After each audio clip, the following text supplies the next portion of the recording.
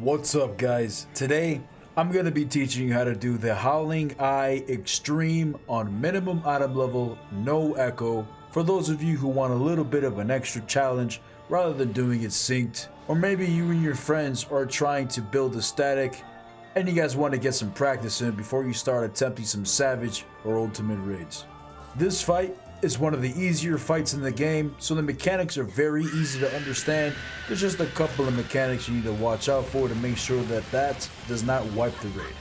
If you guys find this guide to be at all helpful, please hit that like button, hit that subscribe button, and hit that bell notification so you can notify when I post future guides or reactionary content. But with all that said, guys, I hope you enjoy. Alright, so before I show you some gameplay, I'm just going to show you real quick where I put each of the markers. Once you start watching the gameplay, you'll understand why these are placed where they are. So currently I'm standing where you're first going to spawn in. You're going to want to put the 3 behind you, the 1 directly to the north. You're going to want to put a 4 in the middle. And for A, D, and C, you want to look at it like a perfect square and put each of these letters on the corners of the square.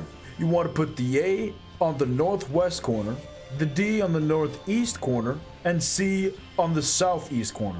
Without going deep into detail without showing the actual gameplay, the one main mechanic that people should avoid, mainly the tanks, is the ability called Slipstream.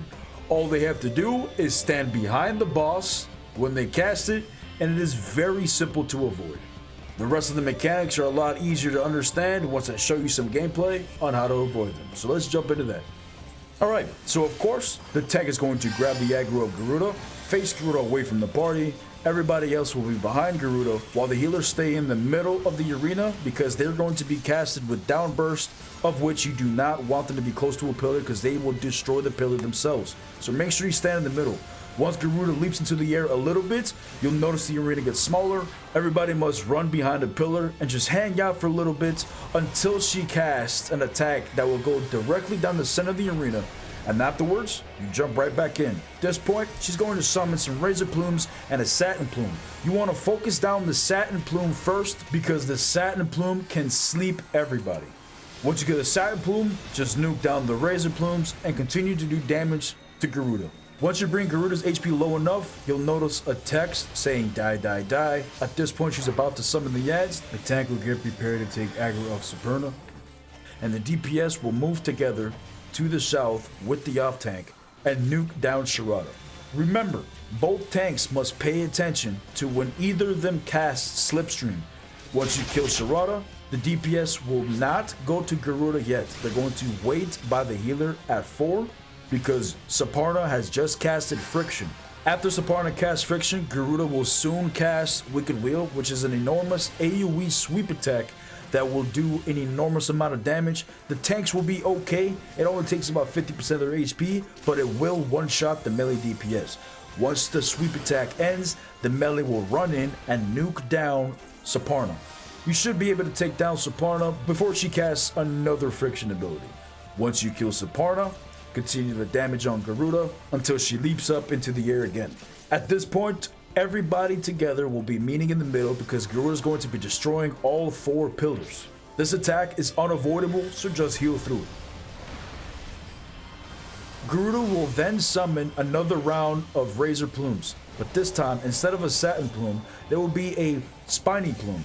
The off tank should hold the aggro of the spiny plume, holding it away from the party in case there's accidental AoE being casted. You do not want to kill the spiny plume, you must save that for last.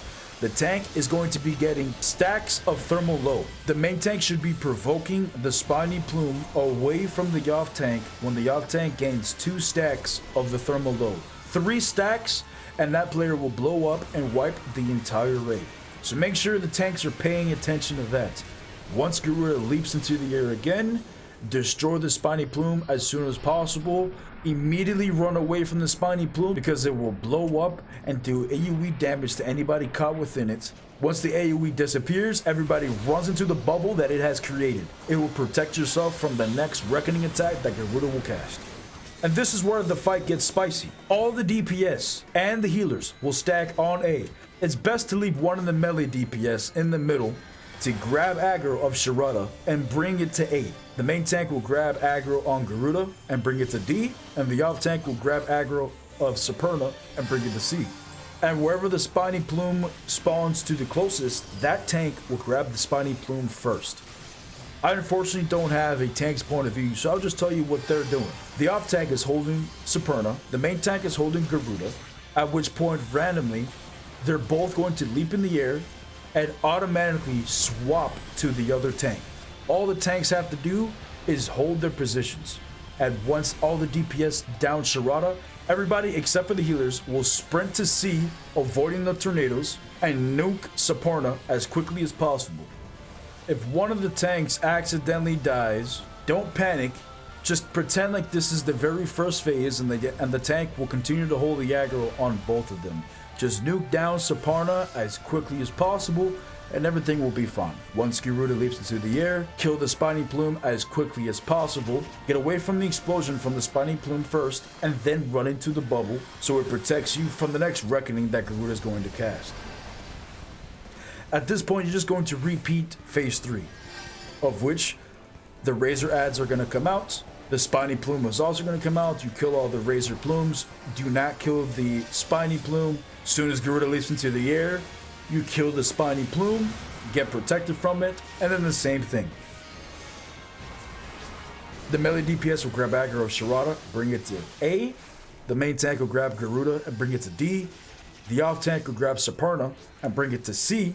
And whoever the spiny plume spawns closest to between the tanks, that tank will grab aggro. Remember to swap every 2 stacks so that it doesn't wipe the raid. Once you kill Garuda, sprint to C, kill Superna. Once you kill Superna, go to Garuda. She will leap into the air again, kill the spiny plume, get into the bubble. At this point, it is safe to use your LB3 when she's resummoning the next razor plumes, at which she'll have just a little bit of HP, and all you have to do is finish her off. Guys, if this guide was at all helpful, please hit that like button, hit that subscribe button, and hit that bell notification so you can be notified when I post future guides and any of my reactionary content. And with all that said, guys, I will catch you all next time on the flip side. Peace.